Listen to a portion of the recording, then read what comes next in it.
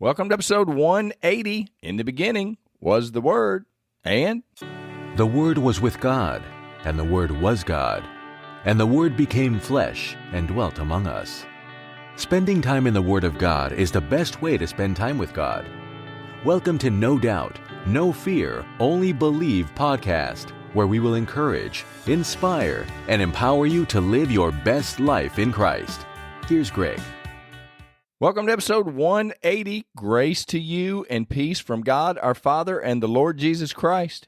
Well, welcome back. We are still talking about the fifth stop on the mountain of God, and that's being endued with power. And we left off at 2 Chronicles 7:14. If my people who are called by my name will humble themselves and pray and seek my face and turn from their wicked ways, then I will hear from heaven and will forgive their sin and heal their land. There's a lot of ands in there, and I'm not even going to start teaching on this specific verse because I want to move on. The number one thing that we have to do is we have to humble ourselves. If we don't humble ourselves, nothing else happens. If they will humble themselves and pray and seek my face and turn from their wicked ways, there's a lot of things that we need to do to get the Lord to act and heal our land. But I want us to go to John 8:25. In John 8:25, we're going to see Jesus came. Remember, we know, and you probably already know this, but Jesus did not come to earth to live. Jesus came to earth to die. He came to live a perfect life, but to die a death that neither you nor I could die. Remember John 3:17, Jesus did not come to condemn the world, but that the world through him might be saved. So Jesus came, and he didn't come to do his own thing. He came to build the Father's kingdom. And that's what you and I, if we're going to imitate Christ, we need to build God's kingdom. It's not how many Baptists we are, or how many First Assembly we are, or how many Presbyterians or Catholics. It's not the denomination. We are not here to build our denomination. We are here to build the kingdom of God.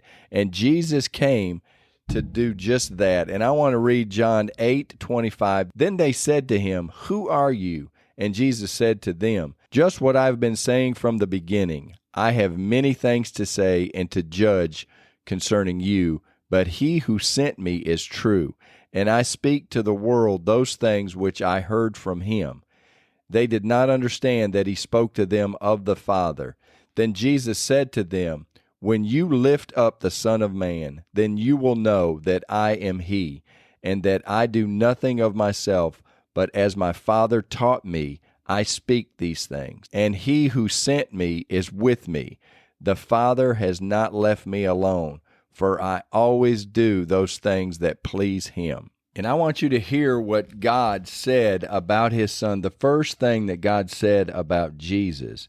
And this is in Luke 3:21. When all the people were baptized, it came to pass that Jesus also was baptized.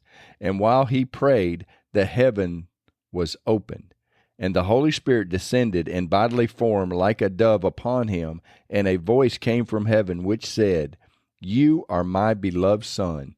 In you I am well pleased." God saw his Son baptized, and this was the words that came out of God's mouth for everyone to hear. "You are my beloved Son. In you I am well pleased." And then you see Jesus in John 8:29, "And he who sent me is with me. The Father has not left me alone, for I always do those things that please him." Just in case this is your first time to this podcast, we have to go to Hebrews 11:6.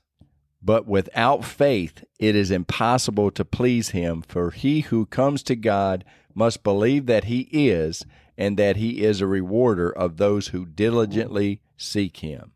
Jesus never sinned. He never messed up, but he always stayed in contact with his Father, which was in heaven. God was so well pleased because Jesus walked by faith and not by sight. If we are going to imitate Jesus, We have got to start walking by faith. And I know it's a lot easier to talk about than it is to do, because it is difficult to walk by faith. Now, I want to remind you of Matthew 7:13 and 14. Enter by the narrow gate, for wide is the gate and broad is the way that leads to destruction, and there are many who go in by it. Because narrow is the gate and difficult is the way which leads to life, and there are few who find it. Now, Jesus did not say that it was going to be easy, and Jesus did not say that you were not going to have anybody persecute you. In fact, you can look to the church for your persecution. I am amazed, and I'm telling you, I've gone over this multiple times, but I am amazed at how many in the church pull their stinking sword out, the Bible, the sword of the Spirit. They pull it out, and the only time they pull that thing out is to start stabbing you and I, start stabbing people that are in the body of Christ trying to walk by faith. And they say stupid crap like, and I know I'm not supposed to say crap, but they say stupid stuff like, well, that's a word of faith guy. And I'm like, a word of faith guy? How are you supposed to how are you supposed to walk in faith if you're not a word of faith guy? Now, that doesn't mean that you just walk by faith and you just say, oh, praise God, I'm just believing, name it, claim it, blab it, grab it. You can't just go out there and go get anything that you say by faith. That's not how it works. You say unto the mountain, be thou removed, and do not doubt in your heart, but believe those things you say. You shall have whatever it is you say. And I know I probably barbecued that or chopped that up, but you've got to say it. You've got to not doubt it. You've got to say it and believe it. And then you make him move a mountain. But I'm telling you, it fires me up. And if you can't tell, when people start talking about this faith movement, how are you supposed to please God? It is impossible to please God without faith. What are the people that aren't a word of faith people? How do they please God? We do not war against flesh and blood, but against principalities, against powers, against the rulers of the darkness of this age, against spiritual hosts of wickedness in heavenly places. That is Ephesians 6:12, as best as I can do by my memory. We have 4 enemy principalities, powers, rulers of the darkness, spiritual hosts of wickedness. Those are the 4 things that we're to fight. We're not to fight one another. We're not even to fight unbelievers. We are not to take our Bible out and beat unbelievers over the head with the Bible. We are to love God and we are to love people. If you love people and you love God and you walk through this life, people are going to be drawn to you because they were drawn to Jesus. And I go back to the Jesus pattern where he healed, he preached, and he taught. That is the Jesus pattern, and I'll put it in the show notes somewhere in this episode, but it is Jesus, when he walked on this earth, there was a pattern to his ministry, and he preached the gospel, he taught in their synagogues, and he healed all manner of sickness and disease. And if we are going to imitate Jesus, we need to preach, we need to teach, and we need to heal. And I know some of you have thought, well, that healing stuff went out with the apostolic. Jesus never said nothing about no apostolic.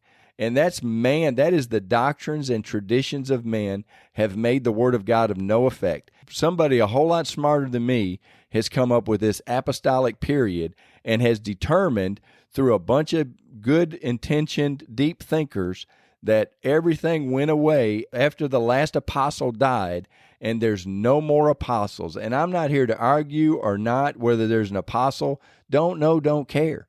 But Jesus said, I am the same yesterday, today, and forever. And Paul said, you're going to come to me with words, I'm going to come to you with power. And the reason that we're having this discussion today is because I believe the church has a huge power shortage. And I believe part of the problem is all we're giving them is the gospel. All we're giving them is this salvation. We're just going to get you to heaven, brother. We're going to make sure you make heaven, sister, but we're not going to help you while you're here. What we're going to do is we're going to beg and we're going to plead God to do something. That is a victim mentality when we start begging God to do what he's commanded you and I to do. God didn't tell us to put people on a prayer list. And now I'm going to start meddling and I'm going to start stepping on some toes here. And I just want to apologize up front. I'm not saying you can't put somebody on a prayer list.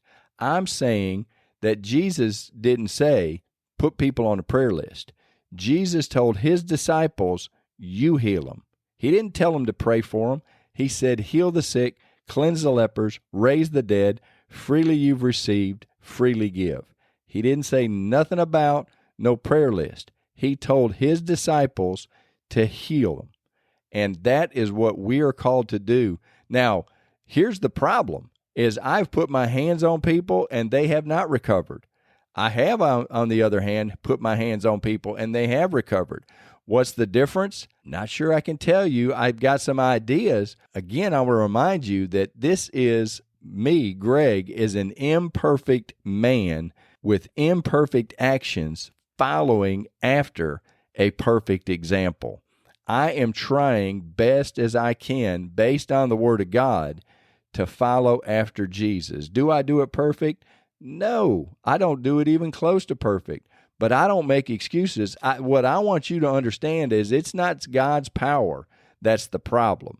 It is not God's power. It is not God's word that is not working. It is Greg and how I apply this word, and it's called personal responsibility. And if you don't mess up, then if you think you're going through life perfect, then you never may have to make any kind of course correction. But when you mess up and you pray for somebody and they die, and I've done it multiple times, and I'm telling you, it takes something out of you.